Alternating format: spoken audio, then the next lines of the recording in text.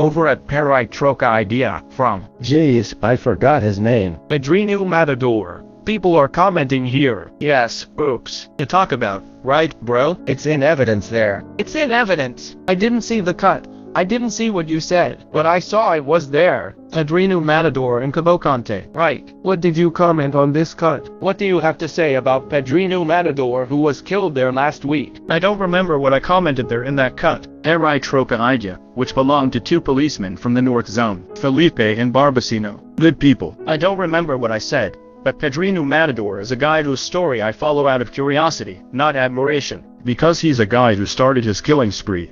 Let's talk about homicide. Murder is a popular word that the press wanted to include there. It did. Of homicides, of killing people. He started by killing his cousin, putting his cousin in a cane machine, Mo Cana. It's a serious guy. He started going out because his cousin punched him in the eye. The two of them were cutting sugarcane there. His younger cousin punched him in the eye. He was angry, gave some slaps on the guy and he looked like, fuck, but if cane goes in, the person must go in. He put it on and only the kid's arm went in. The kid probably died of bleeding there. Then he also reported that it's the following. He reported that he, inside the jail, tried to kill him. He was in an isolated part. They put 3 guys with him there in his cell. The 3 of them with a stiletto, with a nafa. You know what it's the nafas. The 3 to kill him, to 0, and he didn't know at all. And the killer request is a guy who spent his first 30 years in prison.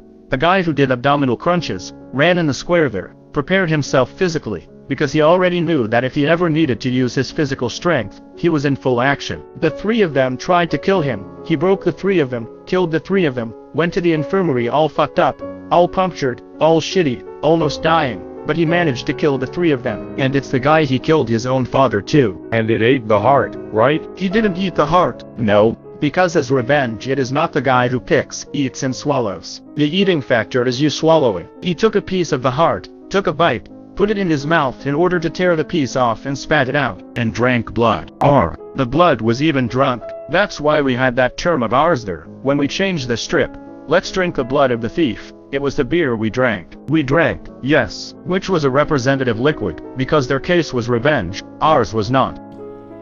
Ours was the fact of having come out alive. Oh brother, thank you dear, first there. Thank you brother. How are you, Castro? No, you ate. I didn't eat shit.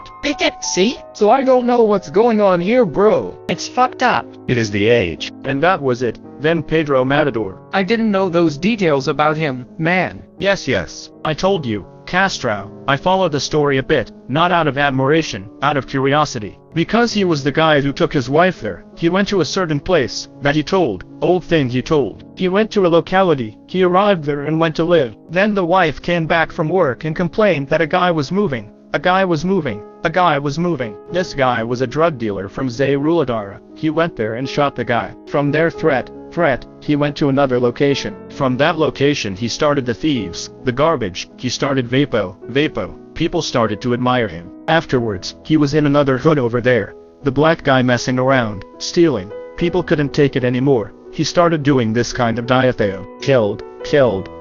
And according to information, it has a face.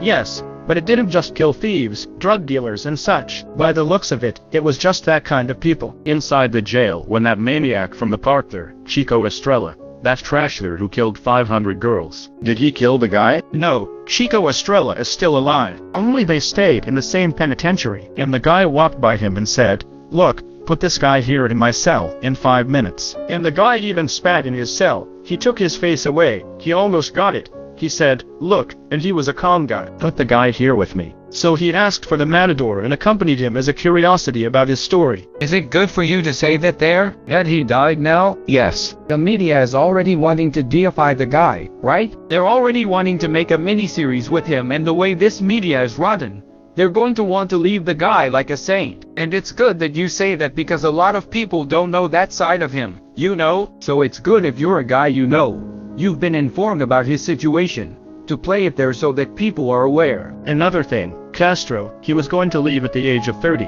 which our law allows for 30, but a little more if the guy can't afford it. He went for an interview so that he could get out of jail, stay there in the open or in the semi-open. And he was asked there, he asked about killing, he said no, you need to go to the bush again. So the prosecutor didn't let him leave, and there he committed another homicide inside, and he stayed the 42 years that the law allows, only, and he left. It's not that he stayed the 42, that he already paid for everything. He owes a bunch more. You owed more, right? Exactly. He was sentenced to much more, right? He was sentenced to, it seems like 400 years. And another, the media, they understood that they're Castro for the following as well. He was with someone. I don't know who this woman is. She is a psychologist, a lawyer. She made several videos of him lately here. Look, on social networks, putting him in the media a lot. A lot of evidence, telling stories. I had already written a book about it. She was even going to do a special for television. Why? To expose his life as if he had been in the police for 30 years. Castro,